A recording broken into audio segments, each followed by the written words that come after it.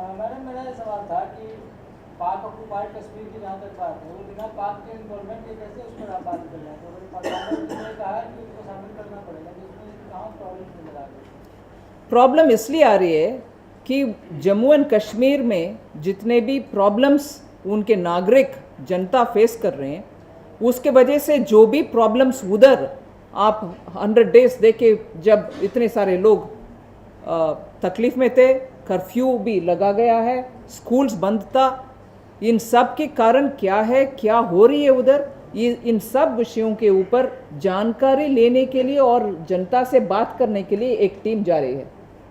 ये भारत देश के एक अंग है जम्मू एंड कश्मीर। हमारी नागरिक से बात करने के लिए हमारे इंटरलॉक्यूटर्स जब जाते हैं, इसमें विदेश का रोल क्या हो रही है, कहाँ से आते हैं रोल किसी और का।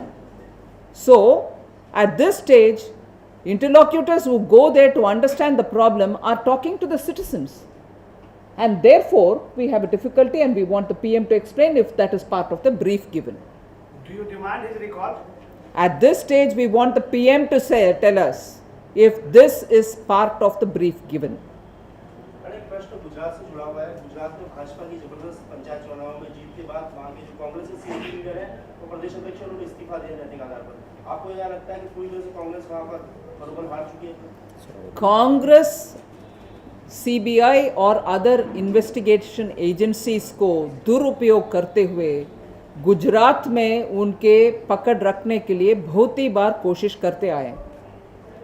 सोहराबुद्दीन मामले में अमित शाह जी जो होम मिनिस्टर को इंट्रोगेशन के नाम में अरेस्ट करके रखे हैं, मगर बहाना ये बोलते हैं कि सुप्रीम कोर्ट ऑर्डर को CBI और SIT आगे बढ़ा रही है। वही सुप्रीम कोर्ट की ऑर्डर था कि आंध्र प्रदेश में भी जाइए, उधर अगर एनकाउंटर है कुछ करो उसके ऊपर भी। अगर सुप्रीम कोर्ट के ऑर्डर पालन करने वाले हैं कांग्रेस, क्यों आंध्र प्रदेश में कुछ एक्शन नहीं कर रहे हैं।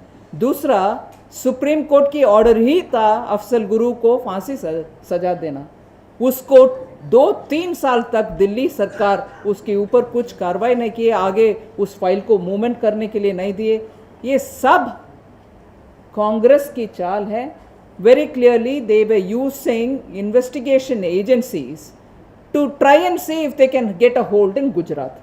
और गुजरात की जनता पूरे कांग्रेस को मुंह तोड़ जवाब देते आ रहे हैं। Katlal, which was considered to be a complete fortress of the Congress, has been thrashed. Congress is defeated so badly, and after that 6 municipal corporations where you had 2/3 majority, and many of them have even nearly 60 to 65% Muslim population.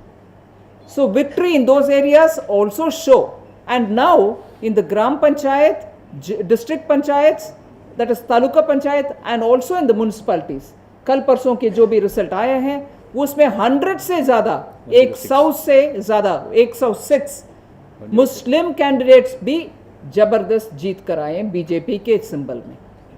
So if this is how it is, Gujarat में जो कांग्रेस के experiment था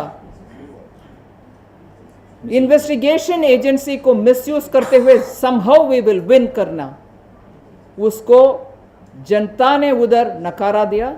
And you will find throughout the country and even in Bihar, this attempt of the Congress will be completely defeated, and Congress will face the realities, the ground realities. And even now, the attempt through the various investigation agencies which is going on are clearly to divert the attention of the Indian public from their failures in the camp.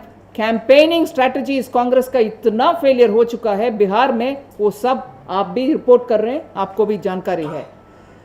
So in order to divert attention from the continuous defeats that they have been facing, whether in Andhra Pradesh where BJP candidate defeated the Pradesh Congress committee chief second time within a matter of 3 years, whether it is the Bangalore Municipal Corporation, whether Chhattisgarh's recent by-election in Badgaon, whether it is Katlal, whether it is the Rajasthan Municipal Corporation Panchayat elections, continuously Congress is facing political defeat.